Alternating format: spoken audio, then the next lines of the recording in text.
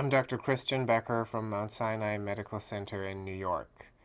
This instructional video will review the indications, contraindications, techniques, and potential complications in the performance of percutaneous arterial blood gas sampling.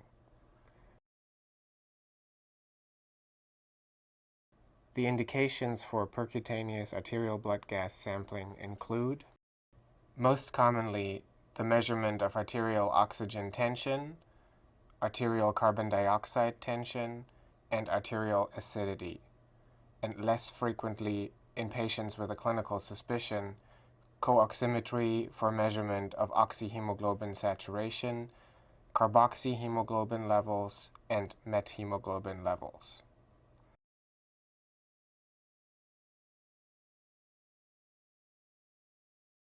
The common contraindications, relative and absolute, for percutaneous arterial blood gas sampling are lack of collateral circulation, local skin infections and/or lymphedema, coagulopathy, severe atherosclerosis, and goals of care inconsistent with performance of invasive procedures.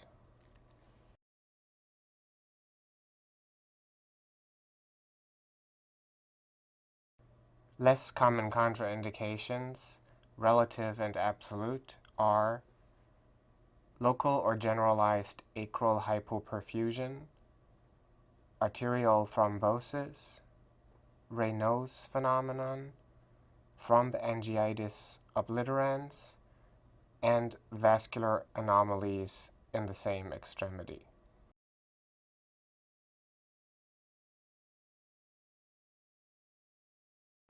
The equipment required for performing the percutaneous arterial blood gas sampling are skin cleanser, antiseptic, or chlorhexidine swabs.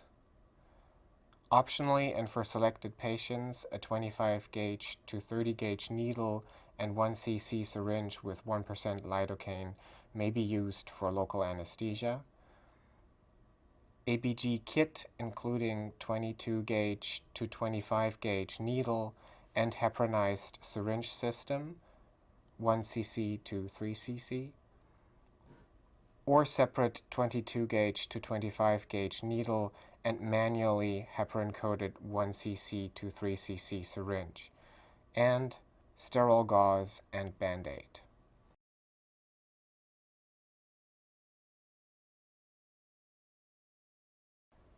Preparation for performing the percutaneous arterial blood gas sampling is to check indications and contraindications. Choose the optimal site depending on patient specifics. Check pulses and acral perfusion distal to planned puncture. Perform the Allen test or modified Allen test for planned radial artery puncture. Perform compression testing of the dorsalis pedis artery with assessment of nail bed perfusion of the first digit on the same foot for dorsalis pedis artery puncture. Be aware of all vascular abnormalities or modifications like AV fistulae or grafts, as well as bypasses or stenosis and vascular lesions.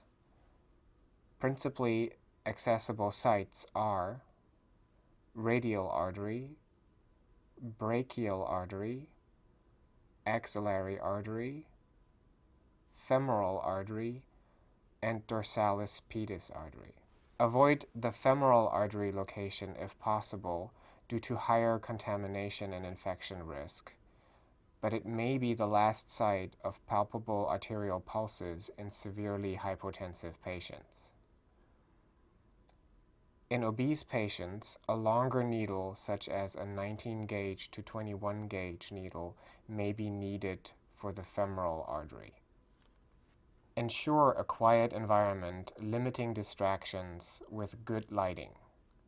Explain the procedure to conscious patients to reassure them and avoid hyperventilation. For the radial artery site, supinate the arm. Extend the wrist and support this position by placing a towel or similar soft object beneath the extended wrist.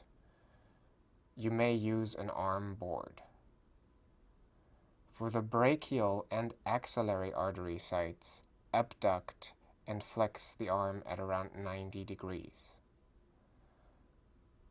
For the femoral artery site, place a pillow under the ipsilateral hip.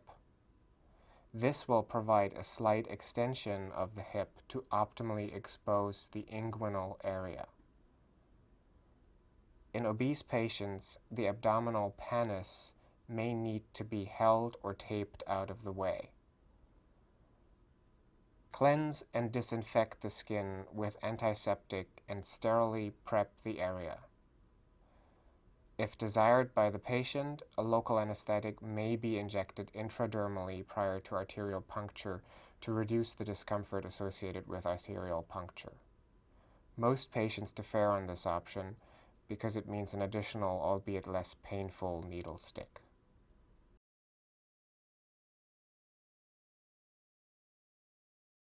Become familiar with the specific ABG kits available at your procedure location. Ultrasound guidance may be used in addition to palpation or when palpation is difficult to guide arterial puncture. When using ultrasound, take great care not to contaminate the disinfected intended skin puncture site with the non-sterile ultrasound probe. Check for functionality of all pieces of equipment. Break the seal of the heparinized syringe to ensure easy movement of syringe plunger. Leave small empty volume in the syringe. While feeling the arterial pulse with the non-dominant hand, or observing the femoral artery non-compressible pulsations laterally to the compressible femoral vein, or the axillary artery pulsations in the axilla on ultrasound. Advance the needle slowly with the dominant hand towards the projected or palpated pulse, or ultrasonographic projection of the artery at a 45 to 60 degree angle. Observe spontaneous arterial pulsatile filling of the syringe or butterfly tubing. Adjust the needle position if needed. Manual pulling of the plunger is not usually necessary to fill the syringe directly attached to the puncture needle. It may be needed with the butterfly tubing system. Withdraw the needle when the desired amount of blood is present in the syringe, generally 1 to 3 cc's. Remember that very small amounts of blood can be below the requirements of the analytic equipment and can cause directed measurement errors due to disproportionate heparin admixture. Compress the site with sterile gauze immediately after needle removal for an appropriate duration to avoid hematoma formation.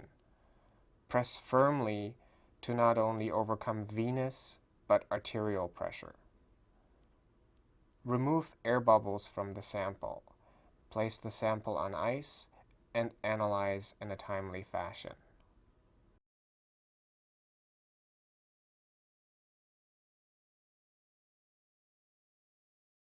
Complications are rare from an ABG, but include hematoma at the site, retroperitoneal hematoma at a femoral artery site, arterial spasm, arterial wall damage, acral limb ischemia and necrosis, arterial thrombosis and embolism, brachial plexopathy of the axillary artery, median nerve damage of the brachial artery, and peripheral neuropathy of the radial artery.